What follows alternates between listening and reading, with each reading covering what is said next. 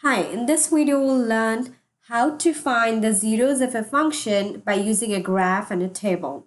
I have the function f of x is equal to negative x squared minus 2x plus 3. Now let's talk about what do you mean by the zeros of the function. So zeros of a function is nothing but a value of the input x which makes the output f of x equal 0. So let's take a look at this parabola here. If I say that what are the zeros of this function, the zeros are nothing but the x-intercepts. X-intercepts are where the parabola is crossing the x-axis. So the parabola is crossing the x-axis at these 2 points. So these are the x-intercepts, or we can also say that these are the zeros of this function. So we have to determine the zeros of this function. So first of all, let's find the vertex of this function. The vertex, we know that the formula for finding the vertex is x is equal to negative b over 2a. Now let's identify what are a, b, and c. This equation is in the form of ax squared plus bx plus c. What is my a value here? A is the coefficient of x squared. So the coefficient of x squared in my function is negative 1. What is b in this? B is the coefficient of x, which is negative 2 in my function. And c is the constant value, which is positive 3 here. So I'll write 3 here. Now, since we have a, b, and c, we can just go ahead and plug in the values into this formula. Negative b. So I'll write negative sign because I have that in my formula. Now, b is negative 2. Make sure you include that inside the parentheses just to avoid the confusion here.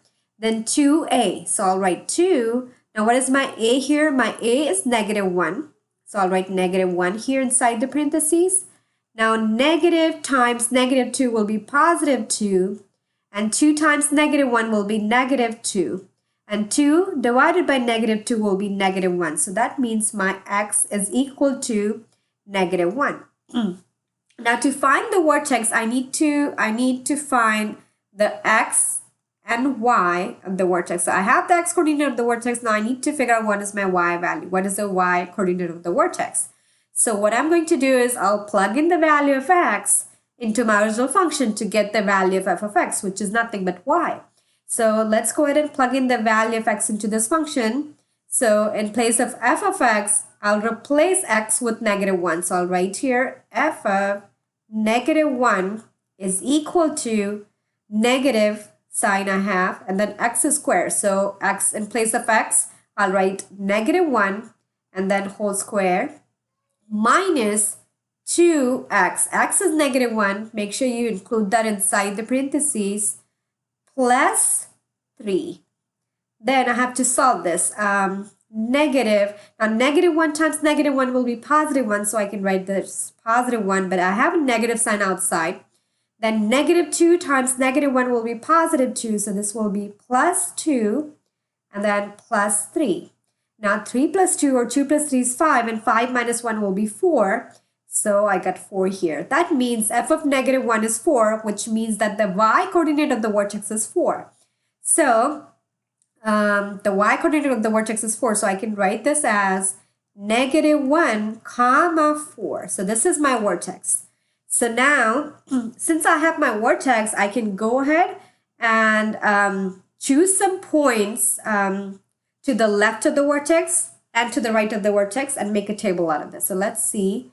Let's make a table here, x and y. So I'll plug in few values of x and see what do I get for y. But first of all, I have the vertex here. I'll write the vertex in between negative 1 and 4. Let's see, where's negative 1 comma 4. Negative 1 comma 4 is this. This is my vertex.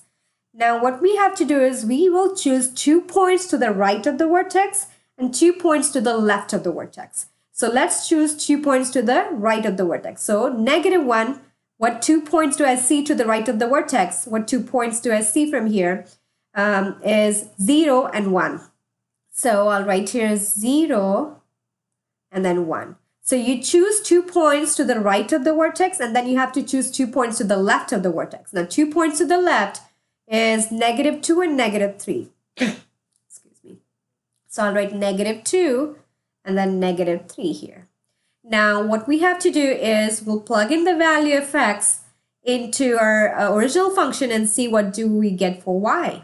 So first of all, let's take 0. Let's take x equals 0. Let's plug in x equals 0 into the original function. So let's write the function here first. F of x is equal to negative x squared minus 2x plus 3. And when I plug in x equals 0, so I'm doing that orally because it's easy to solve here. When I plug in x equals 0 into this function, then I'll get f of 0 is equal to, this term will become 0 because 0 squared is nothing but 0. Then 2 times 0 is going to be 0 again. So I'm only left with 3 here. So when I plug in x equals 0, I get y equals 3. Now let's plug in x equals 1. So then I will plug in x equals 1. So I'm replacing x with 1 now. And we can do this orally as well. So this will be negative. I have a negative sign outside. Then I'll plug in. Let's do it. So negative sign outside. And then in place of x, I'll write 1. So this is going to be 1 squared minus 2 times in place of x. I have to write 1 plus 3. So this will be 1 squared will be just 1. So this will be negative 1 minus 2 times 1 will be 2 plus 3. Negative 1 minus 2 will be negative 3, and negative 3 plus 3 will be 0. So when x equals 1, y is equal to 0.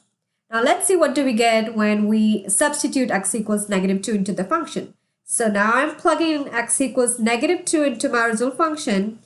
I have a negative sign outside, and then in place of x, I have to write negative 2. So this will be negative 2 squared minus 2. And then in place of x again, I have to write negative 2 plus 3. Make sure you write this inside the parentheses because when you have two signs next to each other, it's quite confusing. Here, I have a negative sign outside. Negative 2 times negative 2 will be positive 4. So this will be 4. But since I have a negative sign outside, this will be again negative 4. Negative 2 times negative 2 will be positive 4. And then I have plus 3. Now, negative 4 and positive 4 will cancel out each other. I'm left with just 3. So when x is equal to negative 2, y is equal to positive 3. Now let's substitute the last value, which is negative 3 into the original function. So when I plug in x equals negative 3 into my original function, I have minus sign outside, and then in place of x, I'll plug in negative 3. So this is going to be negative 3 squared minus 2 times, again, x is equal to negative 3. And then I have plus 3 here then. So I have a negative sign outside. Negative 3 squared will be positive 9 because negative 3 times negative 3 will be positive 9. So this will be 9. Then negative 2 times negative 3 will be positive 6. Positive 6 plus 3. 6 plus 3 will be 9. And 9 minus 9 will be, 6 plus 3 will be 9. And then negative 9 plus 9 will be 0. So when x is equal to negative 3, y is equal to 0. Now we have got the xy table. Let's go ahead and graph this parabola. Now, one thing you have to remember, when a is greater than 0, then the parabola open upwards. Parabola open upwards. When a is less than 0, then the parabola open downwards. In our case, a is negative 1. Since it's less than 0, a graph will open downwards. So this thing you have to keep in mind. And so here now, I have got the vertex here, which is negative 1, comma 4. Now let's graph the point 0, comma 3. 0, comma 3 is going to be this point, 0, comma 3. And then I have 1, comma 0, which will be this point. Then I have negative 2, comma 3. X is negative 2 and y is 3. So negative 2, comma 3 is going to be this point. And then I have negative 3, comma 0, which will be this point, negative 3, comma 0. Now let's connect these points here. I've got a nice parabola which open downwards. There you go. So you see that this point is my vertex, and if I draw a dotted line here, this is called the axis of symmetry. We call it axis of symmetry. And for axis of symmetry is nothing but the x coordinate of the vertex. So I can say that the axis of symmetry is x equals -1. It's nothing but the x coordinate of the vertex. And you see that all these points, this point, if you see this point, this is one point to the left of axis of symmetry, and there is another point which is equidistant to the axis of symmetry. So this point is 1 unit to the right, and this point is 1 unit to the left of axis of symmetry. And the same thing you see here, this point is 2 units to the right of the axis of symmetry. You see that this is 1 and this is 2. So 2 units to the right of the axis of symmetry, and then this point is 2 units to the left of the axis of symmetry. So all the points will be equidistant from the axis of symmetry. Now, we have to find the zeros of this function. Zeros of the function are nothing but the x-intercepts. X-intercepts is where the parabola, where the graph is crossing the x-axis. Now, the graph is crossing the x-axis at these 2 points, this point and this point. So, this point is -3, 0, and this point is 1, 0. So, let's write that down. This point is 1, 0, and then this point is -3, 0. But the x-intercepts are, when you write the x-intercepts, it's just the x coordinate of the vertex. So you can write that the x-intercepts or the zeros of this function are -3, 1. The zeros of this function, -x² minus 2x plus 3, are -3, 1. So this is my final answer. And that's how you find the axis of symmetry. You find the vertex, and then you choose 2 points to the left of the vertex, choose 2 points to the right of the vertex, graph the parabola, and then you see where do you get your zeros, where do the graph crosses the x-axis, those are your zeros. So here in their case, it's -3, 1. Thank you so much for watching this video.